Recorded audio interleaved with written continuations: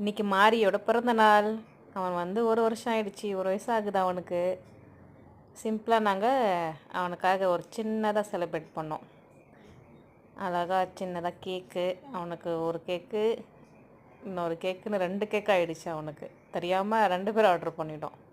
அதனால் 2 கேக்கு அழகாக இருந்துச்சு, கொஞ்சம் ஜாலியாக இருந்துச்சு நல்லா.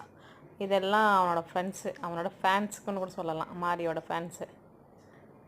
அவனை எல்லாருக்கும் பிடிக்கும். எல்லாம் வந்திருக்காங்க அவனோட பர்த்டேக்கு. எல்லாம் எங்கள் அக்கா பசங்க, தம்பி ஒய்ஃபு, எங்கள் அப்பா அம்மா எல்லாருக்குமே சரியான ஜாலி தான். நல்லா என்ஜாய் பண்ணாங்க.